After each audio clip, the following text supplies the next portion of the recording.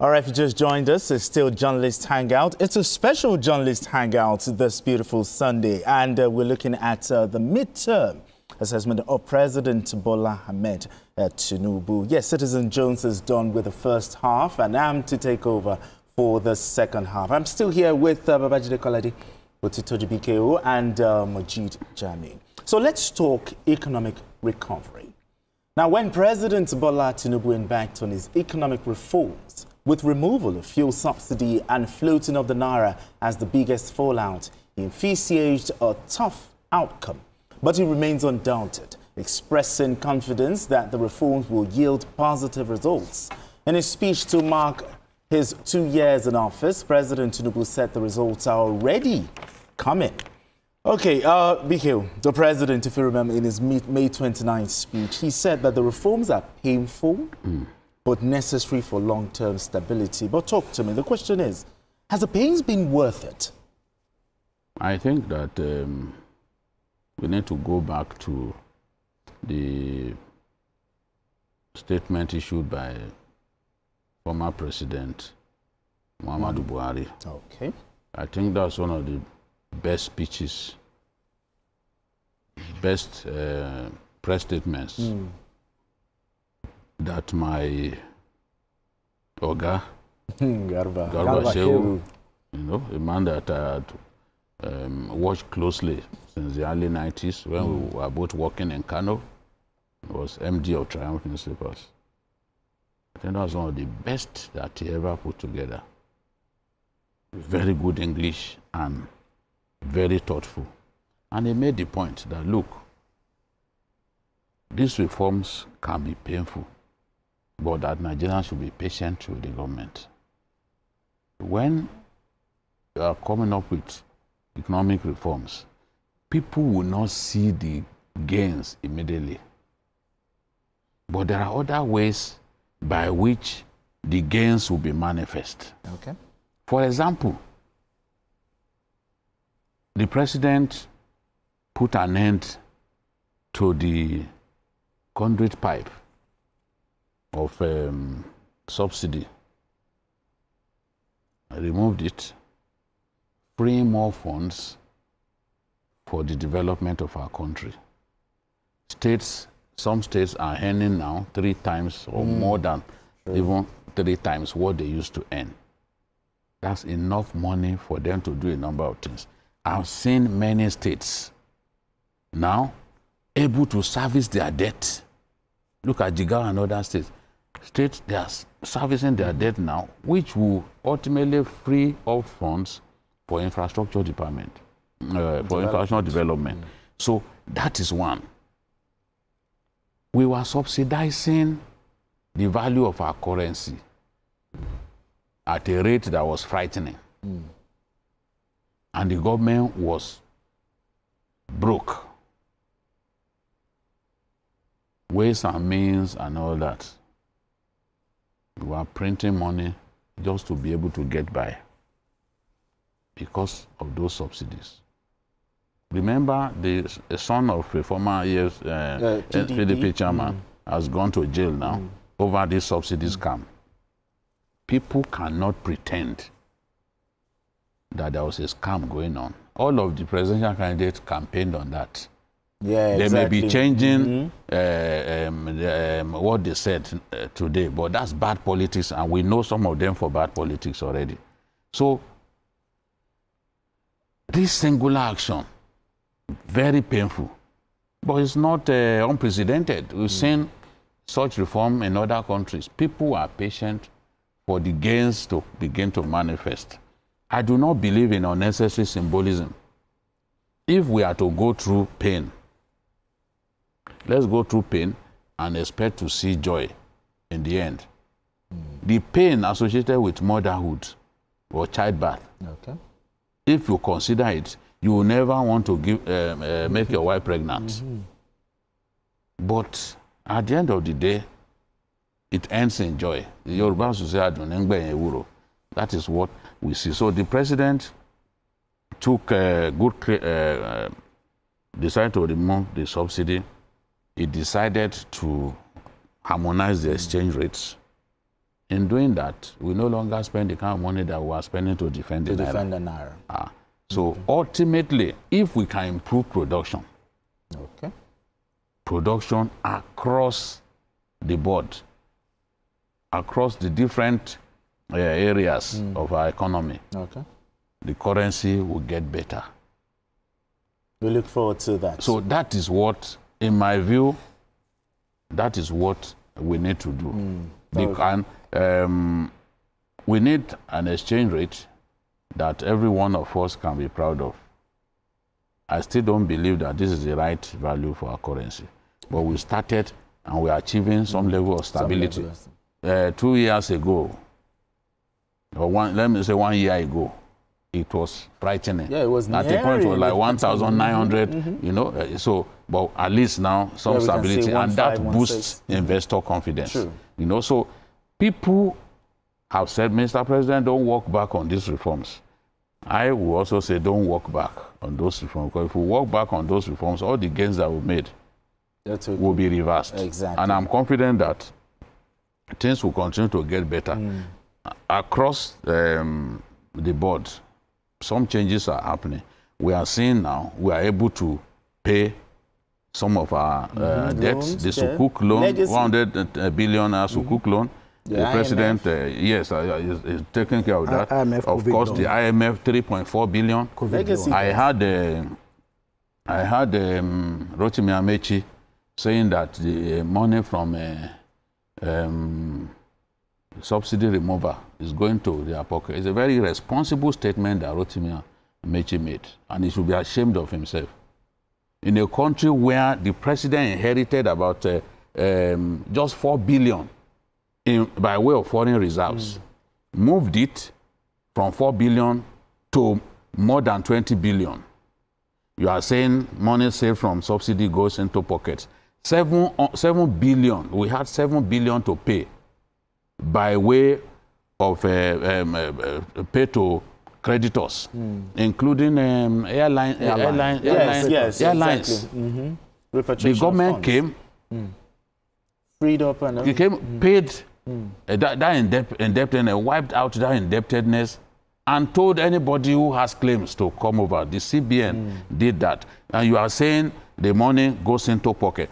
People, politicians open their mouths wide to say absolute rubbish that they cannot defend. They know that in all cases you cannot, people are not interested in fact going to court. You know? So if you want to do a bad day, you shouldn't do a bad day just with the intention of creating, having a cheap shot at controversy.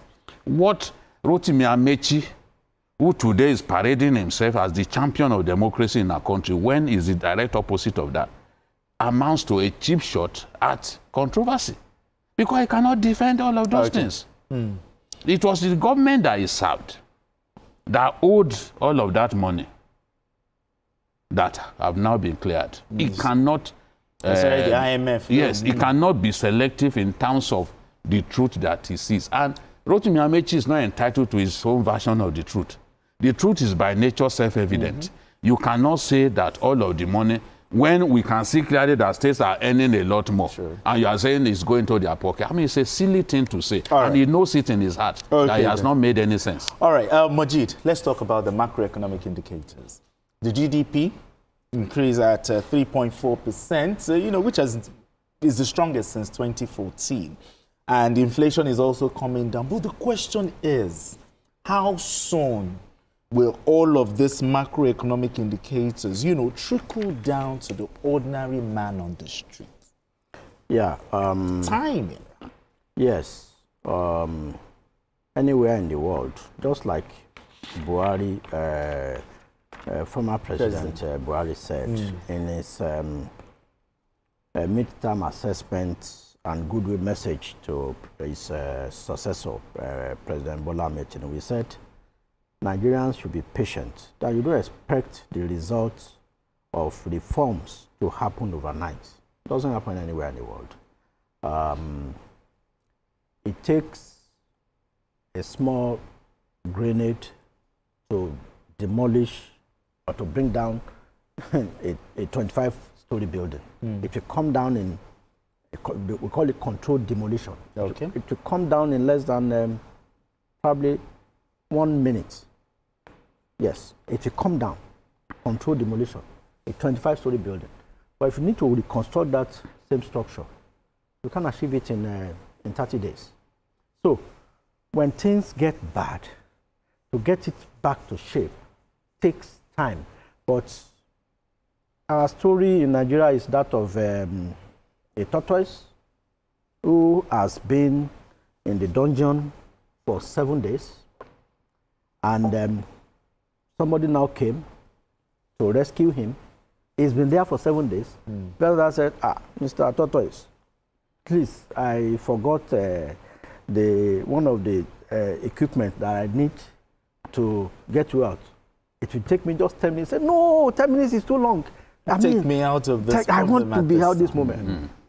He's been there for 7 days, eating shit, smelling, famished, and what have you. So that is the case with an average Nigerian and anywhere in the world. We rush in to get into the bus and also rush to get out of the bus. So, even aircraft. Yes, people have their boarding pass, but they will be running into the aircraft. The boarding pass allocates your seat. Allocate your seat. Whether the aisle or window. Yes. So your seat is there. Nobody will take your seat, but we'll still rush to get inside. So now back to what took us there. It's not always easy when things get bad. Yes. I mean, it's easier to destroy than to build. Sure. At a point, like they said, our external reserve was at $3.7 billion. Whereas Emefiele was lying to Nigerians that we had $33 billion. But when the audit was done, we had less than $4 billion, just $3.7 billion. It cannot finance 1 month. JP Morgan, yes, they exposed us. Exactly. They exposed us to say, look, this is a lie. Yes, this is what you are. You have an indebtedness. You are not even. It makes no sense to even collateralize loans. With foreign reserves, or even finance our with foreign imports. You are collateralizing loans with foreign reserves. We cannot. Things happen, but you see, we've chosen that. Okay, let's move on as a country. That water under the bridge. Let's. And those things have been addressed. We couldn't finance 1 month of import. But now today at $23.5 billion external reserves, we can finance an import basket of 12 months, 12 calendar months, from less than 1 month in less than 2 years. And this is, coupled with the fact that the $7 billion they talked about earlier, we've paid it. Yes. So, that's why the airlines are coming back. Then part of the ingenuity of this administration is this is the first time, of course we'll get to that when we discuss oil and gas. We are doing Naira for crude, which is so ingenious. It has stabilized the prices of commodities, refined products locally. So it's not yet Uhuru totally. It's encouragement to local refining. Yes. So the average man on the street want to see. He didn't want to hear about whether your inflation is at 34% or so percent. He wants to be able to see that he can buy one delica of rice at probably 3 Naira or 4 Naira. Because another argument that we need to let Nigerians know is that they say your minimum wage, even at 70,000, cannot buy a bag of rice. Now he's buying it. He's buying it. No, a bag of rice goes at 56, 60. Yeah, apart from the fact that the minimum wage cannot even buy a bag of rice. What does a nuclear family of father, mother, son, daughter need a bag of rice for in a month? Can they finish a bag of rice? Even if you are eating, a nuclear family, if you are eating rice morning, afternoon, night, you cannot finish a bag of rice in a month. So why equate that in? I don't even know why everything, is ridiculous that when you have some argument with some Nigerians, they tie it to what goes into the belly. How do you, every argument will now be okay.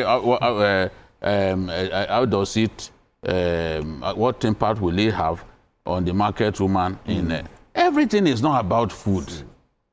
If every achievement you want to tie it to what goes into your belly, then something is wrong. You are behaving like you are in this world simply to eat. You are not in this world simply to eat. It diminishes an individual who wants to end every argument with, oh, what is in it for me? For me, yeah. Will it put food on my table? It's a silly argument. You can't keep saying, will it bring food, bring food to your table? Everything cannot end as food on the table. Yeah. Come on, you need to wear clothes, good clothes, to look good. Yeah. So if we do not exist in this world simply to eat. Come on. Man shall not live by bread. Man shall not live by bread alone. The Holy Books already said, so everything you say, oh, how does it come on? All those arguments. I just look at the people, and Nigerians are good at something. Somebody starts something. Even if it does not make sense, others are simply repeating it. Some of the nonsense that Rotimi Amechi said now, some people will be asking, and they won't ask Rotimi himself questions. The Rotimi was the person who closed the judiciary for a whole year. He's now posturing as a Democrat. Yes, in Rivers. Yeah. I think the only question is the complete opposite of a Democrat. I think the question we are historians. We still remember these things. Absolutely. And he was boasting on TV that they were lucky that he could have given weapons to thugs. That when lawyers were marching through the streets, that he could have given weapons to thugs to go and beat them up when they were marching. That's the same person. He thinks that some Nigerians have forgotten. No. Some of us don't forget things easily. We'll get the tape and play it for him here one day. Okay. All right, gentlemen, let's move straight to our next conversation.